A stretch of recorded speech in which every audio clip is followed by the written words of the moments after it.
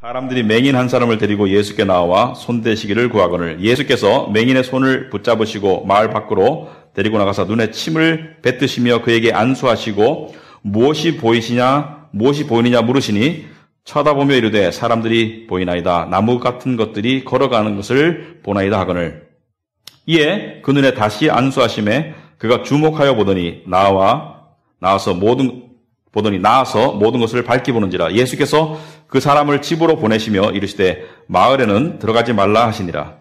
예수와 제자들이 빌립보 가이사라 여러 마을로 나가실새 길에서 제자들에게 물어 이르시되 사람들이 나를 누구라고 하더냐. 제자들이 여짜와 이르되 침례 요한이라 하고 더러는 엘리야 더러는 선지자 중에 하나라 하나이다. 또 물으시되 너희는 나를 누구라 하느냐. 베드로가 대답하여 이르되 주는 그리스도 신이다 하매 이에 자기의 일을 아무에게도 말하지 말라 경고하시고 인자가 많은 고난을 받고 장로들과 대제사장들과 서기관들에게 버림받아 죽임을 당하고 사흘 만에 살아나야 할 것을 비로소 그들에게 가르치시되 드러내놓고 이 말씀을 하시니 베드로가 예수를 붙들고 항변하매 예수께서 돌이키사 제자들을 보시며 베드로를 꾸짖어 이르시되 사탄아 내 뒤로 물러가라. 내가 하나님의 일을 생각하지 아니하고 도리어 사람의 일을 생각하노도다 하시고. 아멘. 우리 앉으시기 바랍니다. 기도하겠습니다. 하나님 아버지, 참으로 오늘도 저희들을 하나님의 예배 자리로 불러주시고 또 저희들이 지금 읽었지만 하나님의 말씀을 통해서 저희들의 혼돈되고 또 분명하지 않은 삶의 여정 가운데 하나님께서 한 줄기 빛같이 우리에게 말씀을 통해서 보여주실 것을 기대합니다. 아버지 하나님, 우리의 삶 속에 무엇이 가장 필요한지, 나는 왜 이 땅에 지금 살고 있는지, 나는 왜 이 자리에 지금 카비넌트 교회 예배에 와 있는지 우리가 그 의미를 분명히 발견하는 시간 될 수 있도록 성령께서 정말 도와주시옵시고 역사하여 주시옵소서. 저희들의 마음을 주장하여 주시옵시고 저희들의 생각과 저희들의 묵상이 하나님께 연락되기를 원합니다. 예수님 이름으로 기도합나이다. 아멘. 우리 오늘 본문 말씀 보시면은 이 본문 말씀에는 두 가지 이야기가 나오고 있습니다. 첫째는 복음서에 자주 등장하는 병고침의 이야기죠. 맹인이 눈을 뜨게 되는 이야기가 나와 있고요. 두 번째 이야기는 예수님과 제자들 사이에 대화가 들어있습니다. 두 가지 이야기를 우리가 왜 함께 하나로 오늘 본문을 보느냐? 왜냐하면 두 가지 이야기가 결부되어 있기 때문에.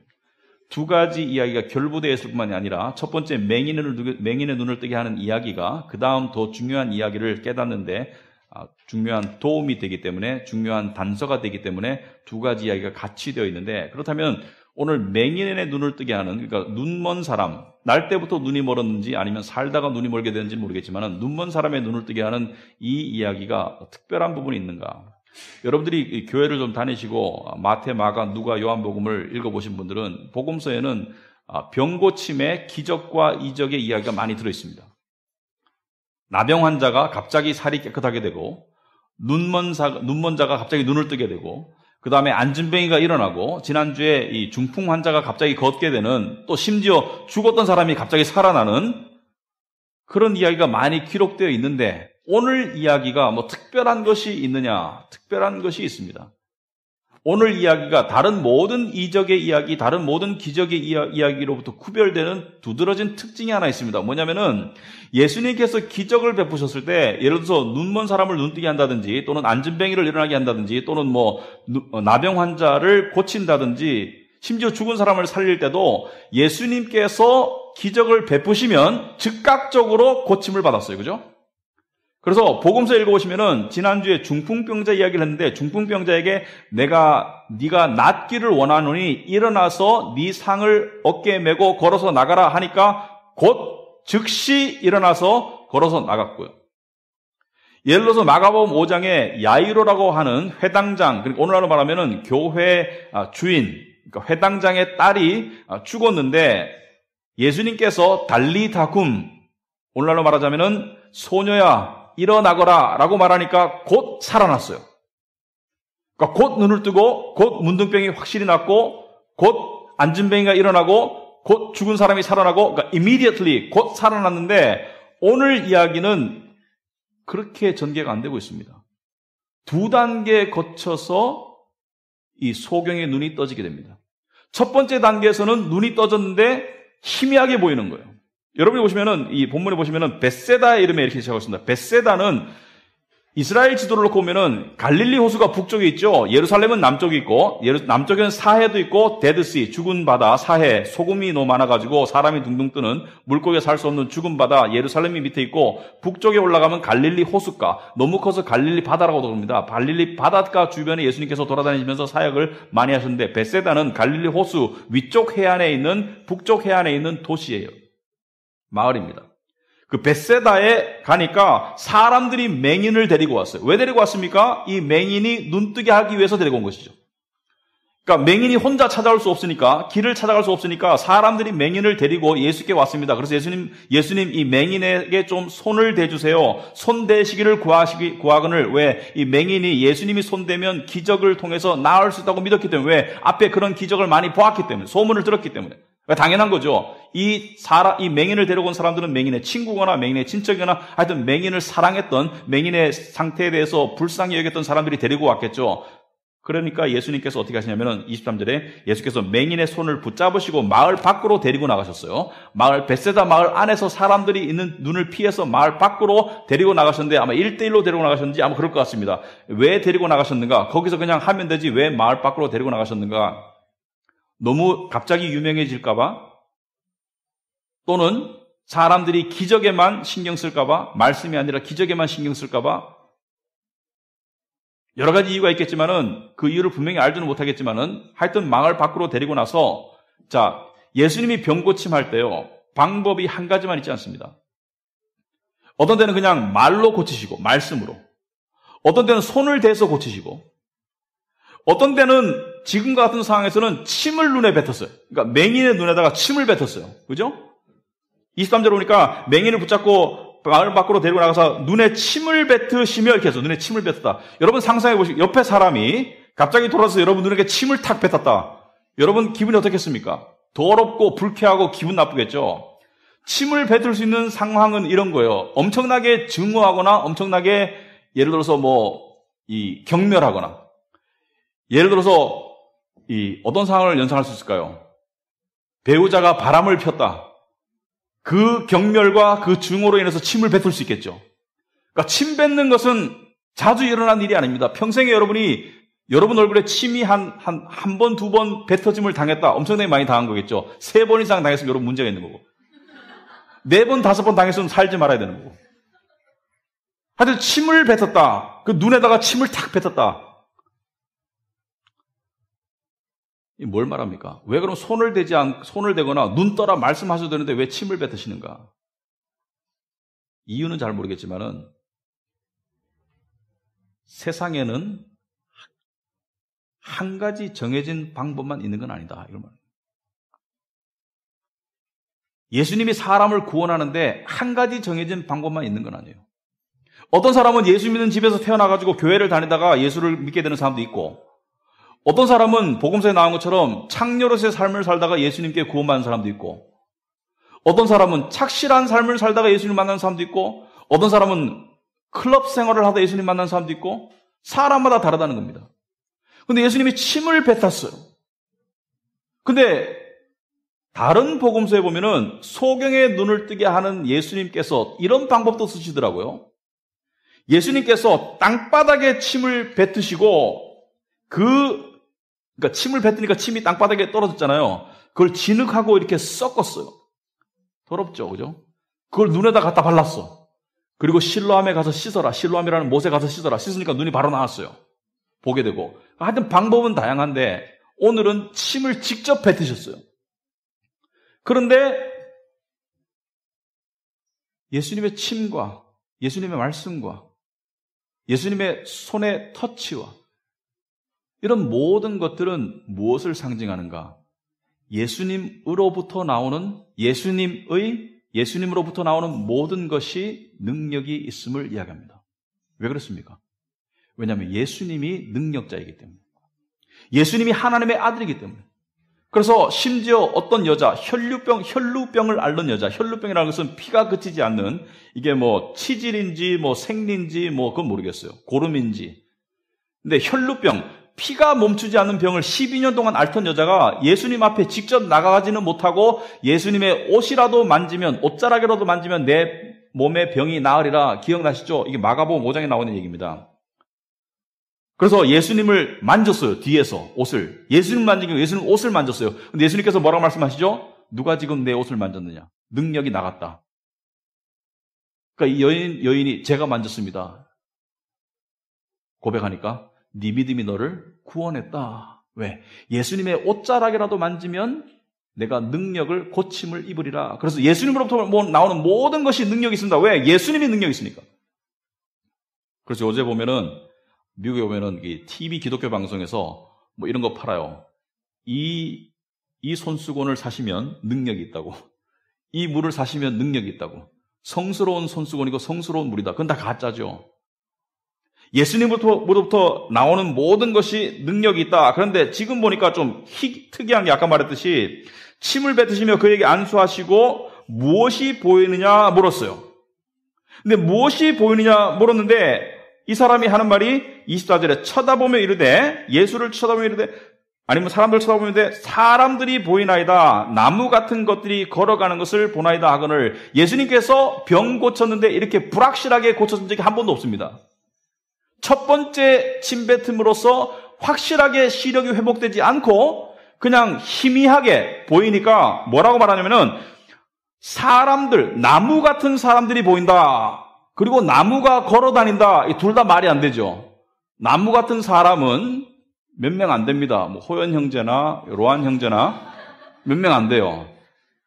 저 같은 사람은 나무가 아니고 꽃이죠. 나무 같은 사람은 몇 명 안 되고 또 나무가 걸어 다닐 수도 없지 않습니까? 그러니까 이게 뭐예요? 희미하게 보니까 잘 못 보는 거죠. 희미하게 보니까 잘 못 보니까 속을 수도 있는 거예요.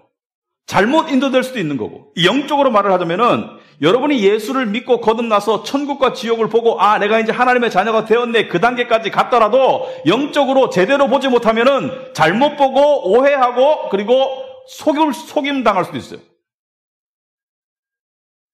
사람을 놓고 나무라고 말하면 나무인가 보다. 나무를 놓고 사람이라고 하면 사람인가 보다. 이거 속을 수가 있습니다. 그러니까 제대로 봐야 되는 것이죠. 이 사람은 지금 제대로 보지를 못해요. 그리고 예수께서 어떻게 하십니까? 25절에 이에 그 눈에 다시 안수하심에 그가 주목하여 보더니 나아서 모든 것을 밝히 본다. 그러니까 침을 처음에 뱉고 난 다음에는 희미하게 눈이 떠졌고 그러니까 눈은 떠졌어요. 두 번째 손을 대니까 확실하게 보이게 되었어요. 근데 다른 모든 이적에서는 즉시 나았는데 왜 여기서는 2단계, 2stage, 2단계로 이렇게 되었는가? 이 이야기가 다음 이야기를 이해하는 데 단서가 됩니다. 그 다음 이야기의 핵심을 이야기해서 이 이야기가 기록되어 있는 거예요. 그 다음 이야기가 뭐냐? 다음 이야기는 벳세다라는 동네에서 이제 예수님께서 가이사 빌립보로 가게 됩니다. 제자들과 함께. 빌립보 가이사. 빌립보 가이사는 아까 벳세다는 어디 있다고 그랬습니까? 갈릴리 호수 어디 있다고 그랬어요? 동서남북에서 어디 있다고 그랬어요? 안 들었네. 넷 중에 하나인데 동서남북이 어디 있다 그랬습니까? 북쪽 해안에 있다 그랬어요. 그래서 거기서 북쪽으로 40km 더 가면은 빌립보 가이사라는 동네가 있습니다. 근데 빌립보 가이사라는 것은 어떤 동네였느냐? 우상 숭배의 센터였어요. 그 당시에. 그래서 구약의 바알 숭배, 그리스 시대에 와가지고는 그리스의 유명한 신 중에 펜이라는 신이 있습니다. 펜을 숭배하던 그런 도시, 그리고 지금 와서는 로마 시대에 와가지고는 황제 숭배, 그러니까 가이샤, 시저 우리말로 가이샤로 기록된 거죠. 가이샤를 숭배하던 황제 숭배, 우상 숭배의 본거지였기 때문에 도시 이름이 빌립보 가이샤인데 그 우상 숭배의 도시로 가는 길에서 예수님께서 제자들에게 묻습니다. 사람들이 나를 누구라고 하더냐? 핵심을 자꾸 물으시는 거죠. 예수님의 정체성, 예수님이 누구라고 사람들이 말을 하더냐? 이렇게 물으니까 제자들이 뭐라고 대답합니까? 28절에 제자들이 여짜와 이르되 세례 요한이라 하고 더러는 엘리야, 더러는 선지자 중에 하나이다. 세례 침례 같은 말이죠. 세례 요한은 그 당시에 예수님께서 여자에게서 난 자 중에서 가장 큰 자다. 또는 엘리야는 구약의 유대인들이 가장 존경했던 선지자며 엘리야는 다시 환생할 거라고 믿었었습니다. 그래서 엘리야와 세례 요한은 선지자 중에서도 가장 뛰어난 존재들이다. 그러므로 사람들이 예수를 최소한 선지자라고 알아본다. 그리고 선지자 중에서도 탁월하다. 왜? 기적과 이적의 종류와 스케일이 다르니까. 꾸짖으니까 막 풍랑이 잠잠해지고 막 중풍병자가 일어나고 하니까 더러는 선지자 중에 하나라 하나이다. 사람들이 선지자까지로 알아보는 거예요. 그러나 예수님이 선지자입니까? 아니죠.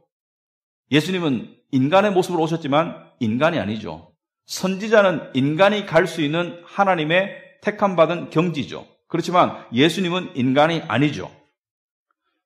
그렇게 예수님께서 29절에 또 물으시되 사람들은 나를 선지자로 말하는데 너희는 제자들을 향해서 너희는 나를 누구라 하느냐? 이게 예수님의 이 핵심 가르침입니다. 이때까지 나랑 함께 있었는데 너희는 나를 누구라고 생각하느냐? 베드로는 정답을 알고 다른 제자들도 알고 있습니다. 다시 보면. 근데 베드로는 아는 거는 말 안 하고는 못 베겨요. 그래서 항상 처음 이야기예요. 무덤에 달려갈 때도 요한이 더 젊었거든요. 예수님의 죽으신 무덤, 빈 무덤, 부활하신 무덤. 요한이 먼저 달려갔지만 안으로 튀어들어간 건 베드로가 먼저 튀어들어갔죠. 베드로는 즉흥적이죠. 그러니까 베드로는 머리와 입이 연결되어 있어요. 마음으로 이렇게 통하지 않고 머릿속 생각을 바로 입으로 뿜어내는 그런 성격의 소유자입니다. 그러니까 예수 당신은 그리스도 신이다. 그리스도는 뭐라고요? 메시아? 하나님의 보내신 구원자? 하나님이 보내신 유일한 왕? 당신은 메시아입니다. 당신은 구약에서 예언된 메시아입니다. 당신은 인류를 죄 가운데서 구원할 메시아입니다. 구원자 그리스도입니다. 눈이 떠졌습니까? 안 떠졌습니까? 눈이 떠졌죠. 예수를 알아보고 보는 눈은 떠졌어요. 그러나 분명하게 보느냐? 그건 아니라는 것을 다음 본문이 이야기합니다. 눈은 떠졌지만 예수를 알아보지만 분명하게 알아보진 않는다. 그래서 그리스도라는 것을 고백을 듣고 예수님이 그리스도에 대해 설명합니다. 네가 아는 그리스도는 어떤 그리스도인지 모르겠지만은 그리스도는 이런 일을 겪게 될 것이란다. 그래서 31절에 인자는 당신을 말하죠. Son of Man. 그리스도가 많은 고난을 받고 장로들과 대제사장들과 서기관들, 오늘날로 말하면은 그 당시에 종교 정치 지도자들, 그들에게 버림바 되어 죽임을 당하고 사흘 만에 살아나야 할 것이다. 그러니까 십자가에 가서 내가 고난당하고 죽을 것이고 그 다음에 부활할 것이다. 이걸 얘기하는 거예요. 복음을 이야기하고 있습니다. 이게 핵심이죠. 그리스도가 왜 오셨습니까? 죄 사함을 얻게 하기 위해서 십자가로 가시기 위해서 오셨고요. 그 다음에 부활을 통해서 새로운 생명, 영원한 생명을 주기 위해서 오셨죠. 그러니까 자기의 오신 분명한 미션, 자기의 오신 분명한 이유를 지금 설명하고 있는데 이 설명하고 있는 중간에 32절에 드러내놓고 이 말씀을 하시니, 드러내놓고 한다는 것은 분명하게 오해함 없이 확실하게 숨김 없이 이야기하고 있는데 지금 베드로가 어떤 짓을 하느냐? 베드로가 예수를 붙잡아요. 여러분 누가 뭔 이야기하는데 사람을 꽉 붙잡는 건 뭐예요? 그걸 틀렸다고 강하게 항변하는 거예요. 지금 당신 헛소리하고 있다고 항변하는 거예요. 지금 예수가 내가 고난을 받아야 되고 죽임을 당한다고 하니까 베드로가 예수를 붙들고 항변한다. 항변하는 이유가 무엇입니까? 이 중요한 겁니다. 예수님께서는 그리스도가 왜 오셨는지를 이야기하고 있는데 베드로는 왜 그리스도를 붙잡고 막 흔들면서 헛소리하지 마세요. 예수님 그런 말씀하지 마세요. 당신이 왜 고난받고 왜 죽습니까? 왜 이런 얘기를 하고 있나 이거죠. 왜? 두 가지 때문이죠. 첫째는 깨닫지를 못했기 때문에. 구약의 말씀을 깨달았더라면 그리스도가 와서 그리스도는 고난당할 것을 알고 있었을 텐데 깨닫지 못했기 때문이고, 두 번째 이유가 더 큽니다. 왜 그렇습니까? 지금 나중에 본문을 읽어보면요, 복음서 전체를 읽어보면요, 베드로와 제자들이 예수가 비범한 인물, 메시아라는 것을 알았습니다. 그런데 메시아라는 것을 알게 된 순간 이들의 마음속에는 뭐가 싹 텄을까요? 욕망이 싹 텄어요. 여러분 지금 우리 대통령 선거했죠? 후보가 15명이 나왔는데 방송에 나온 후보가 5명입니다. 근데 여러분이 밀고 있는 후보가 대통령이 될 걸 알았다면 여러분 마음속에 무슨 욕망이 싹 틀까요? 저 사람이 대통령 되고 난 다음에 내가 한 자리 해야지. 그죠?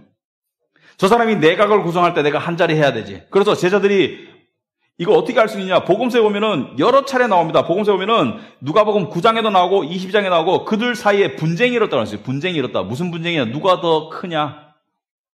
우리 12명 중에 누가 더 가장 크냐? 가장 총애를 받고 있냐? 가장 예수께 가까우냐? 그러니까 예수님이 왕이 되었을 때 누가 가장 큰 자리에 오를 수 있느냐? 싸우는 거예요. 심지어 야고보와 요한은 예수님께 부탁까지 합니다. 청탁을. 요즘 말하면 청탁이죠. 뭐라고 청탁합니까? 여러분 주보에 보시니까 나와 있죠. 마가복음 10장에 세베대의 아들 야고보와 요한이 주께 나와 여짜오되 선생님이여 무엇이든지 우리가 구하는 바를 우리에게 하여 주시기를 원하옵나이다. 무슨 말입니까? 우리 부탁은 다 들어주세요. 이르시되 예수님께서 너에게 무엇을 하여 주기를 원하느냐? 여짜오되 주의 영광 중에서 우리를 하나는 주의 우편에 하나는 좌편에 앉게 하여 주옵소서. 여기서 말하는 주의 영광은 무엇을 말하느냐? 당신이 이스라엘을 재건하고 그리고 왕이 되었을 때 나는 좌의정, 나는 우의정을 만들어서 이런 뜻이에요. 나는 좌의정, 나는 우의정을 만들어주세요. 그러니까 당신이, 여러분, 유대인들이요, 예수가 메시아라고 처음에 믿었습니다. 많은 유대인들이 믿었어요. 그러니까 예수가 마지막 주에 예루살렘에 입성할 때 호산나 호산나 다윗의 아들이요 왕으로 오시는 이여 환영했지 않습니까? 그런데 똑같은 사람들이 빌라도의 궁정에 가가지고 예수를 십자가에 못 박으라고 외쳤어요. 똑같은 사람들이 환영했고 똑같은 사람들이 외쳤습니다. 왜 그렇습니까? 그 사이에 무슨 일이 있었습니까?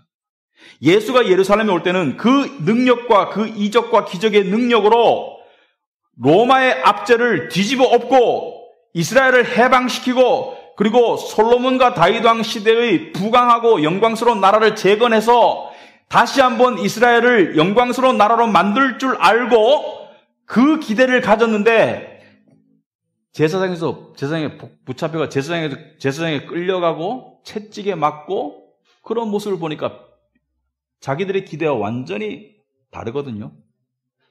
그래서 마음이 돌변하는 거예요. 그전에는 환영하다가 마음이 돌변해서 뭐라 합니까? 십자가에 못 박아라. 왜? 우리를 실망시키고 저런 메시아는 필요 없다. 십자가에 못 박아라. 이렇게 한 거죠. 제자들의 마음도 똑같습니다. 제자들의 마음도 지금 어떤 마음을 갖고 있냐면은 지금 제밥에 관심이 있어요. 예수가 유명해지면, 예수가 한 자리하게 되면, 예수가 왕이 되면 우리는 예수의 내각에 들어가가지고 예수와 영광과 권력과 부를 나누어 가질 그럴 생각을 하고 있는데 예수께서 내가 고난을 받을 것이다, 내가 죽을 것이다 말하니까 어떻게 하는 거예요? 베드로가 붙잡고 항변하는 겁니다. 왜? 내 욕망과 예수의 말씀이 충돌하니까. 여러분 신앙생활 하다가 그런 충돌 경험해 본 적 있죠? 우리 이렇게 생각합니다. 하나님이 나를 구원하셨어. 맞아요. 하나님이 나를 엄청나게 사랑하셔. 맞아요. 그러므로 하나님이 나를 행복하게 해줄 거야. 맞아요. 그러므로 하나님이 나를 내가 원하는 꿈을 이루어지고 나를 편안하게, 나를 성공적으로, 나를 유명하게, 나를 잘나게 만들어 주셔야 돼. 아니요. 아니에요. 이것 때문에 신앙생활에서 그렇게 계속 믿고 신앙생활을 하는 사람은 그런 교회를 나가게 되어 있습니다. 그렇게 가르치는 교회. 예수 믿으면 잘 살고 건강하고 재물의 축복, 명예의 축복, 권력의 축복, 유명의 축복, 장수의 축복을 받을 것이다. 근데 아닙니다. 그렇게 말하면 사람들이 좋아하겠지만 실상은 아니라는 거예요. 예수님도 영광을 추구하셨습니다. 제자들도 영광을 추구했고요. 그러나 영광의 차원이 달랐습니다. 예수님이 추구하신 영광은 하늘의 영원한 영광을 추구하셨고 제자들은 이 땅의 썩어질 영광을 추구했어요. 분명히 말하지만 예수 믿는다고 여러분 인생에 세상적으로 쨍하고 해뜰 확률이 더 높아지는 것은 아닙니다. 하지만 분명히 말하지만 예수 믿으면 영혼을 천국에서 보낼 수 있습니다. 하나님의 영광에 들어갈 수 있어요. 예수 안 믿으면 이 땅에서 부와 성공을 누리는 데는 지장이 없을 수 있어요. 하지만 영혼을 지옥에서 보내게 됩니다. 이 어렵습니까?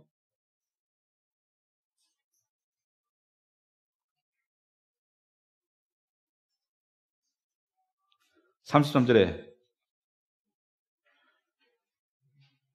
당신을 지금 흔들면서 항변하는 베드로를 향해서 예수께서 돌이키사 제자들을 보시며 베드로를 꾸짖으셨다. 왜 베드로를 보시고 베드로를 꾸지 않고 제자들을 보시며 베드로를 꾸짖었을까? 왜 그렇습니까? 베드로가 대표지 다 똑같다는 거예요. 너희들도 다 똑같은 생각을 하고 있는 거 다 안다. 너희들도 지금 마음속으로 똑같은 생각을 하고 있는 거 알고 내가 지금 한 말을 싫어하는 거 다 안다. 그래서 베드로를 꾸짖으며 이렇게 말하십니다. 사탄아 내 뒤로 물러가라. 사탄아 내 뒤로 물러가라. 이것은 베드로가 사탄이라는 얘기가 아니라 베드로는 하나님의 자녀죠. 사탄이 아닙니다. 네 생각이 사탄의 생각이라는 거예요. 우리는 예수 믿는다고 교회에 와 있지만 우리 안에 생각이 어떨 수 있습니까? 예수님께서 너는 하나님의 일을 생각하지 아니하고 도리어 사람의 일을 생각하는도다. 하나님의 일을 생각하지 아니하고 사람의 일을 생각하는도다. 무슨 말입니까? 네가 지금 생각하는 인생관, 네가 지금 생각하는 기독교관, 그것은 세상적인 세계관과 인생관과 똑같다는 거예요.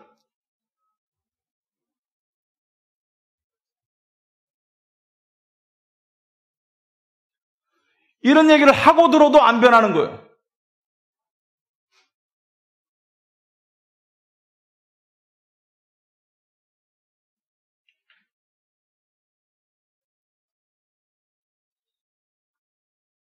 그래서 우리는 하나님을 오해할 수밖에 없습니다.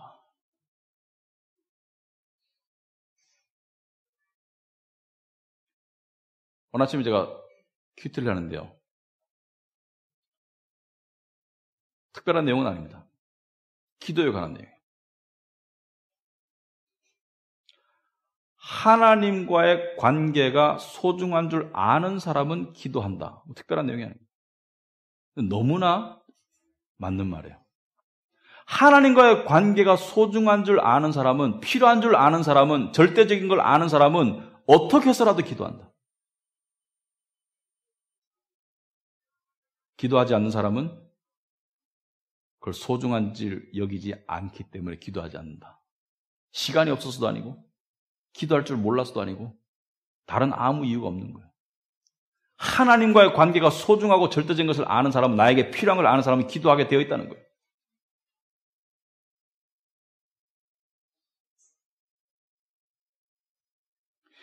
대부분의 크리스찬들은요, 예수를 통해서 믿고 하나님 나라, 천국의 멤버십을 갖는 그 확신을 가지고 있습니다만은 대부분의 크리스찬들은 여전히 예수를 희미하게 보고 있습니다.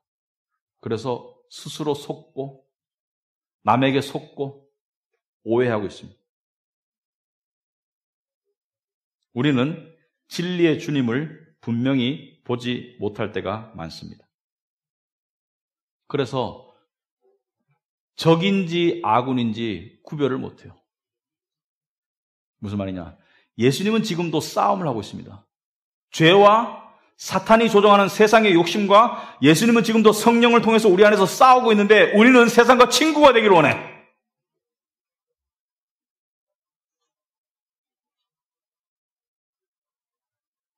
때때로 우리는 출신은 남한인데 북한의 스파이 역할을 할 때가 있어. 소속은 하나님 나라의 백성인데 이 세상 편에 서서 살 때가 있어요. 그러니까 엄청나게 헷갈리고 혼란스럽습니다.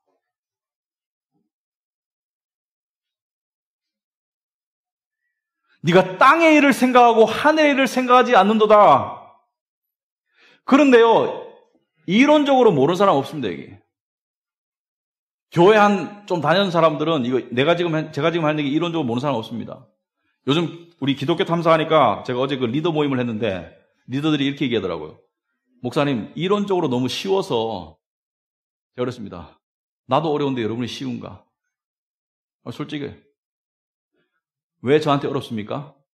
머리로 이해가 어려운 게 아닙니다. 마음으로 납득이 어려운 거지. 여러분, 예수를 분명히 보고 싶습니까? 오늘 설교 제목이 예수가 분명히 보이는가? 예수를 분명히 보고 싶습니까? 이론적으로는 예죠. 예수를 분명히 보는 게 이론적으로는 예예요. 근데 마음속 깊이 한번 물어보세요. 제가 이 설교를 준비하면서 여러분 마음속 깊이 한번 물어보세요. 내가 예수를 분명히 보기를 원하는가? 내가 예수를 희미하게 보기를 원하는가? 아니면 분명히 보기를 원하는가? 여러분, 한편으로는 맞아요. 예수를 분명히 보는 것이 옳으니까 옳은 답을 해야 되니까 한편으로는 예수를 분명히 보기를 원합니다. 하지만 마음속 깊이 더 들여다보면 우리 마음속에 예수를 분명히 보고 싶지 않은 마음이 분명히 있어요. 왜 우리 마음속에 예수를 분명히 보고 싶지 않은 마음이 분명히 있는가? 여러 가지 이유가 있지만 첫 번째 이유는 이것입니다. 바로 우리가 예수를 너무나 실망시킨 걸 알기 때문에.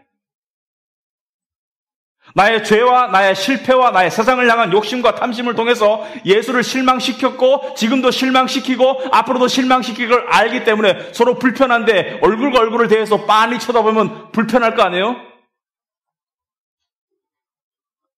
또 뒤집어서 한번 말해볼까요? 예수도 여러분 실망시켰죠.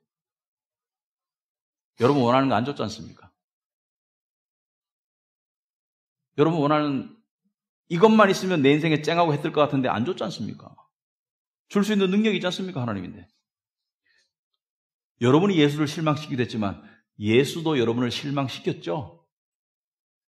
서로 실망했는데 보기 불편하잖아요. 또 마음을 한번 점검해 보세요. 또 다른 이유는 이것 때문입니다. 왜 우리는 예수를 분명히 보기를 원하지 않는가? 왜? 왜냐하면 분명히 봐봤자 뻔하기 때문에. 분명히 봐봤자 뭐 할 것입니까? 예수께서 이제 네가 나를 똑바로 쳐다보는구나. 이제 이거 고치고 저거 고쳐. 여러분 제가 집에서 사무엘 부르면은 우리 집이 120평이 아니거든요. 바로 옆방이거든요. 사무엘. 왜 불렀어 아빠? 왜 그럴까요? 그의 마음 가운데 내 목소리를 분명히 들었다는 신호를 보이면 이거 고쳐라, 이빨 닦아라, 세수했니, 샤워했니. 제가 하루에 잔소리를 많이 하거든요. 그 잔소리 할 걸 뻔히 하기 때문에 답을 안 하는 거예요. 저 사람이. 왜? 분명히 서로 듣고 분명히 서로 보게 되면 뻔히 잔소리할 걸 알기 때문에 적당히 거리를 두고 싶고 그냥 적당히 안 듣고 싶고 그냥 아빠를 봐도 초점 흐린 채 그냥 이렇게 돌아다니고 있어요. 우리도 하나님 향해서 똑같은 짓을 하고 있거든요. 똑바로 쳐다봤자 뭐 하겠나. 고칠 일이 한두 가지가 아닌데. 고칠 자신이 없는데. 그죠? 여러분 이 모든 논리가 다 속고 있는 겁니다. 이 모든 논리에 다 속고 있는 거예요. 왜 속고 있냐면요. 복음서를 잘 보시면 우리가 속고 있는 걸 알 수 있어요. 복음서를 잘 보시면은 예수를 분명히 만난 사람은 다 엄청난 복을 받았어요. 예수를 분명히 만난 사람은 다 엄청난 은혜를 받았습니다. 어느 누구도 예수를 분명히 보고 난 다음에 차라리 안 봤을 걸. 우리 아들처럼 아빠 차라리 안 봤으면 귀찮은데 샤워 안 해도 되는데. 10대는 알죠? 하루 안 씻으면은 구린내 나고 이틀 안 씻으면 송장 냄새 나요. 그게 10대 아닙니까? 왕성하니까. 3일쯤 안 씻으면 같은 공간에 있기가 불가능해요. 그래서 잔소리하는 거예요. 그런데요, 예수 만난 사람은요, 절대로 그 만났기 때문에 후회한다 이런 말 한 적 없습니다. 왜 그렇습니까? 우리가 생각하는 예수가 아니거든요. 우리가 생각하는 따지고 손가락질하고 그냥 수치를 느끼게 하고 거절하고 핀잔 주고 정죄하고 그런 예수가 아니거든요. 여러분 우물가의 여인 아시죠? 우물가의 여인 이야기. 우물가의 여인이 남편이 몇 있었습니까? 5명. 4번 이혼하고 난 다음에 5번째 남자가 지금 동거하고 있는 거예요. 그래서 물길로 우물가에 오는데 아침 저녁에 선선할 때 와야 되지. 중동은 낮에 덥거든요. 선선할 때 와야 되는데 낮에 왔어. 왜? 남 눈을 피해서 낮에 뜨거운데 혼자 오는 거예요. 왜? 사람들이 손가락질하니까. 저 여자는 창녀다. 저 여자는 해픈 여자다. 근데 예수를 만났어요. 예수님에게 손가락질 당했습니까? 아니면 예수님이 그 여인을 받아들였습니까? 예수님이 그 여인을 거절했습니까? 도덕적인 실패자라고. 아니면 예수님께서 그 여인을 실제로 안았다는 게 아니라 받아주셨습니다. 예수님이 그 여인을 가르쳐서 당신이 그리스도라는 것을 알려주셨을 때 그 여인이 그 그리스도를 알아봤을 때 수치를 느꼈습니까? 아니면 환희를 느꼈습니까? 거절을 느꼈습니까? 아니면 받아주심을 느꼈습니까? 여러분 스토리 읽어보면 아시잖아요. 예수를 만나기 전에는 예수 만나면 이럴 것 같고 저럴 것 같고 그다 여러분의 상상 속에 나온 비진리이고 거짓말입니다. 예수를 정말 만난 사람은 아무도 후회하지 않았어요. 여러분 삭개오 이야기 아시죠? 삭개오, 세리장 삭개오. 여리고의 세리장, 오늘날로 하면 국세청장. 유대에 3명밖에 없었어요. 그냥 세리가 아니라 세리장. 세리장은 누가 됐겠습니까? 어떤 인품일까요? 돈 욕심이 대단해서 민족을 배반한 것이죠. 로마의 권력을 힘입어서 유대인들을 갈취했던 세리장. 인생의 목표가 돈이고 권력이고 돈을 위해서 신의를 버리고 국가의 어떤 애국을 버리고 사람들을 갈취했던 세리장. 예수를 만났습니다. 나무에 올라갔는데 예수가 바라봤거든요. 예수를 분명히 보게 됐을 때 예수가 삭개오를 정죄했습니까? 환영했습니까? 예수가 삭개오 보고 너 이래라 저래라 하던가요? 그런데 놀랍게도 삭개오를 만나고 난 다음에 삭개오가 가장 힘든 일이 뭐겠습니까? 바로 돈에 대한 욕심을 포기하는 거. 삭개오에게 돈이 자기 인생의 전부이고 돈이 자기 인생의 가치관이고 돈이 자기 인생의 우상인데 돈에 대한 욕심을 내려놓고 남에게 베푸는 것은 삭개오에게 가장 힘든 일인데 그게 가장 쉽고 가장 기쁜 일이 되었어요. 어떻게 아느냐? 예수를 만났는데요. 예수가 뭐라고 하기도 전에 삭개오에게 말합니다. 내 소유의 절반을 팔아서 가난한 자들에게 다 나눠줄 것이다. 재벌인데. 그리고 내가 이때까지 남에게 갈취한 게 있으면 4배로 갚을 것이다. 율법이에요. 예수님이 뭐라고 하지 않았습니다. 근데 예수를 만나니까 삭개오가 할 수 없던 그 변화가 기쁜 변화가 된 거야. 여러분 이런 거 있죠. 내 인생이 이게 바뀌어야 되는데 이거 고쳐야 되는데 이 죄를 스탑해야 되는데 이거를 내가 멈춰야 되는데 예수를 분명하게 보기가 곤란해. 내가 이걸 좀 고치고 만나야지. 그건 종교예요. 내가 노력해서 내가 좀 나를 가다듬고 예수를 만나지. 그건 종교예요. 예수는 뭐라 합니까? 너는 널 바꿀 수 없다. 네 모습 그대로 와라. 그러면 네가 바뀌고 싶어질 것이다. 이게 기독교입니다. 여러분, 하나님이 이루어 가신 변화는 우리에게 기쁨입니다. 억지로 변하려고 하는 것은 그건 종교예요. 하지만 내가 변할 수 없고 내가 변화시키고 싶지 않은 이 일을 제쳐두고라도 예수를 바라보면 하나님께서 우리를 변화시켜 가시는 게 이 은혜입니다. 이것을 체험하고 나면은 자유가 주어지고 평강이 주어지고 힘이 나는 거예요. 그래서 기독교는 너무나 매력적입니다. 종교는 이렇게 말합니다. 너 똑바로 못 살고 있지? 똑바로 살아야 돼? 그럼 하나님이 복 주실 거야. 기독교는 이렇게 말합니다. 너 똑바로 못 살고 있지? 그래서 예수님이 십자가에 죽으셨어. 그분을 가까이 해라. 그럼 하나님이 너를 바꿔줄 것이다. 이 기독교입니다. 그런데 예수를 똑바로 바르는데도 내가 왜 하루아침에 안 변하는가? 하루아침에 변하면 죽어요.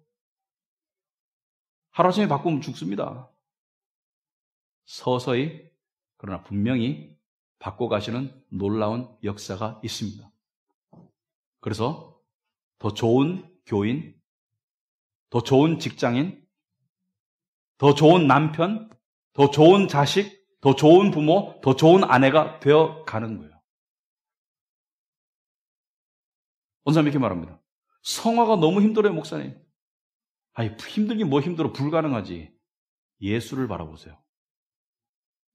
그래야 가능합니다. 돈 욕심을 못 놓겠어. 세상이 다 돈하고 집값도 올라가고 돈 안 벌면 불안해 죽겠어. 돈에 신경 끌려고 노력하지 마세요. 예수를 가까이 하세요. 마음의 중심이 예수께 향하면 그건 그냥 내 일상이 되는 거예요. 일하고 돈 벌고 저축하고 그건 잘못 아닙니다. 그러나 예수를 가까이 하지 않으면 돈의 노예가 되게 되어 있습니다.